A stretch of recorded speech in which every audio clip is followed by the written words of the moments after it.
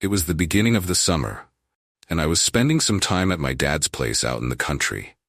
I had just finished my second year of college and needed a break. The woods behind the house had always been my escape, quiet, peaceful, a place to clear my head. This day started like any other. I had no idea how much everything would change by the end of it. My stepmom, Clara, was 59, but you wouldn't think it by looking at her. She was sharp, independent, and had this way of commanding attention without even trying. She married my dad a few years back after he lost my mom, and while they seemed happy, there was always this weird distance between us.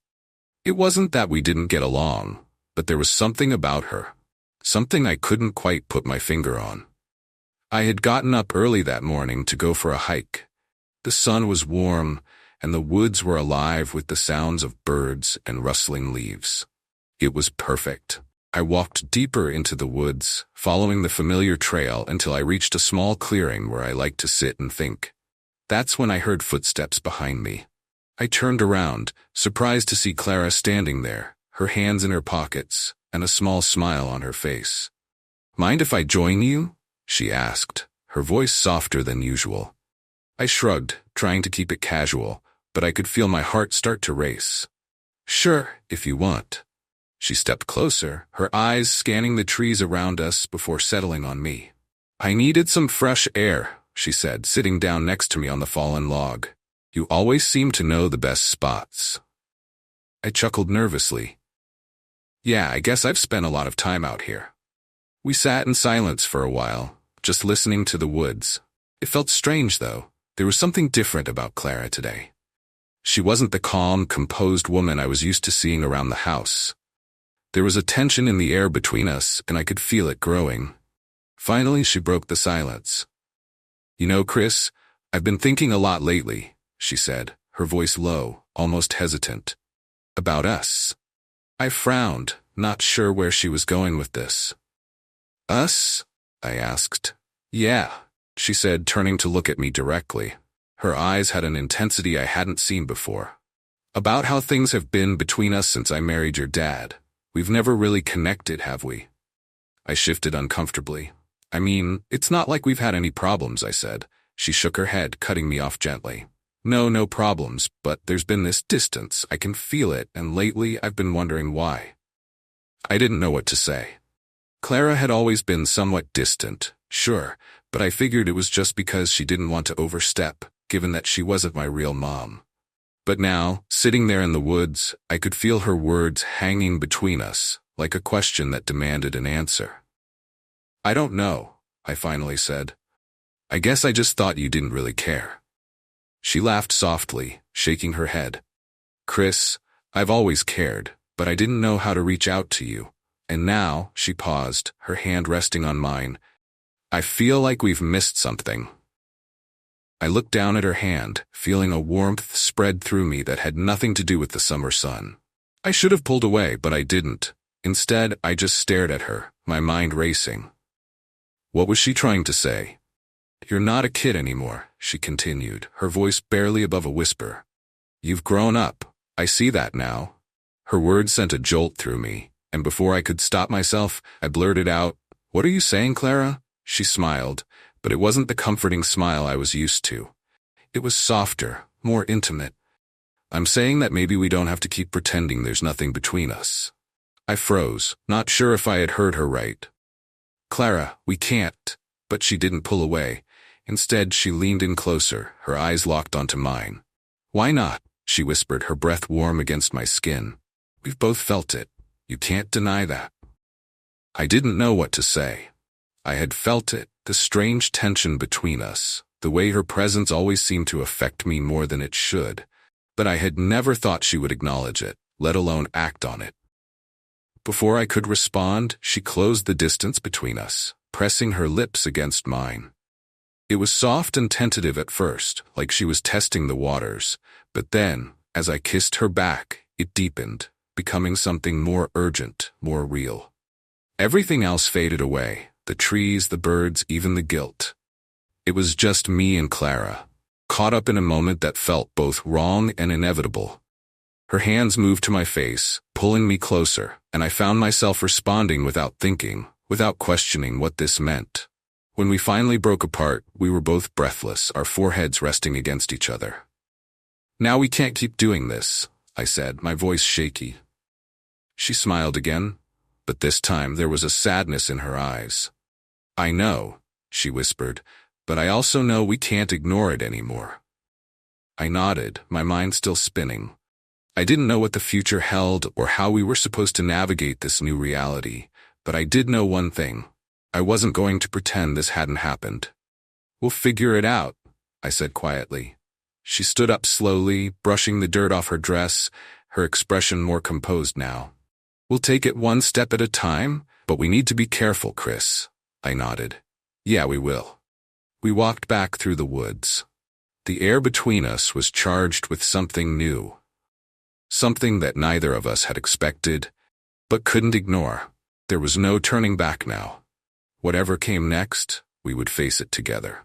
For now, though, it was enough to know that we had finally acknowledged what had been simmering beneath the surface. We didn't have all the answers, but we had time. And for the first time, we had each other. As we made our way back toward the house, the woods seemed to close in around us, shielding us from the outside world.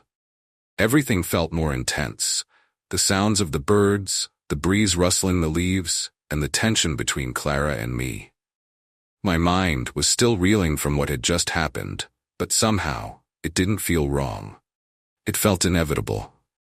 When we reached the edge of the woods, Clara paused and turned to me, her face calm but her eyes still holding that intensity. "Chris," she said softly, "we can't let this get out of control." I nodded, understanding what she meant. "I know. I don't want to mess things up for you or for Dad." She smiled faintly, reaching out to touch my arm. "It's complicated, but we need to figure out how to handle it slowly. We don't have to make any decisions right now, but we need to be careful." There was a weight to her words, but I also sensed a mutual understanding.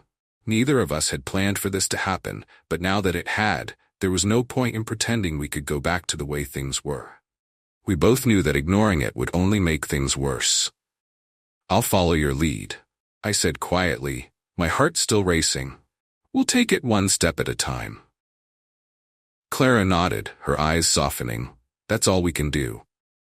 She took a deep breath and gave me a small, reassuring smile.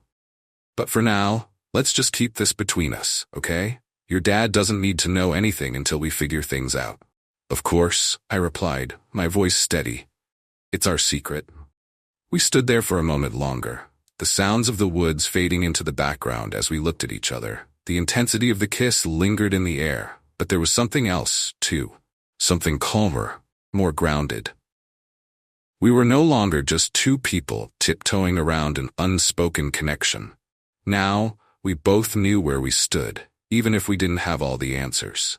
Finally, Clara broke the moment, turning toward the house. "We should head back," she said, her tone lighter now. "Your dad will wonder where we've been." As we walked together side by side, the tension between us began to ease. Clara seemed more at peace now, and I felt a strange sense of relief wash over me. There were still questions, so many questions, but for the first time, I wasn't afraid of what might come next. When we reached the house, my dad was in the kitchen cooking dinner. He turned around as we entered, smiling warmly. "You two were gone for a while. Everything okay?" "Yeah," I said, trying to keep my voice casual. "Just went for a walk." Clara chimed in smoothly. "The woods are beautiful this time of year. We just lost track of time." My dad laughed. "Well, I'm glad you're back. Dinner's almost ready." We exchanged glances, and Clara gave me a quick, almost imperceptible nod, as if to say, "We're okay." In that moment, I realized that we would be. Over the next few weeks, things between Clara and me stayed quiet. We didn't rush into anything and made sure to keep things as normal as possible around my dad. There were moments, glances, brief touches, that reminded me of what had happened in the woods, but we kept our distance, careful not to let anything escalate too quickly. But we didn't avoid each other, either. In fact, Clara and I started to talk more, to get to know each other in a way we hadn't before. There was an honesty between us now that hadn't existed before that day in the woods, and as strange as it was, it felt good. It felt right. One evening, after my dad had gone to bed, Clara and I found ourselves alone on the back porch. The night was warm, and the stars were bright overhead.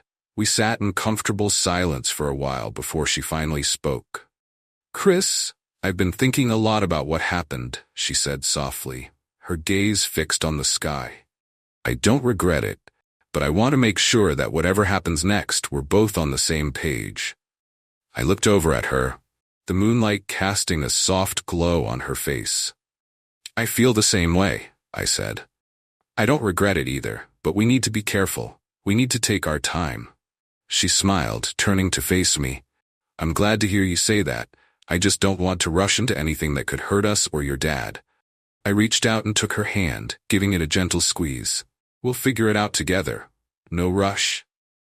Clara smiled, and for the first time, I felt like we were both on solid ground. There was no need to rush, no need to force anything. We had time to figure out what this meant for both of us and for my dad. In the weeks and months that followed, Clara and I grew closer. But we kept things respectful and quiet.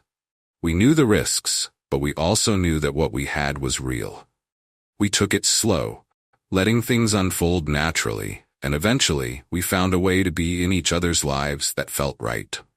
It wasn't always easy, but it was honest, and in the end, that was all that mattered.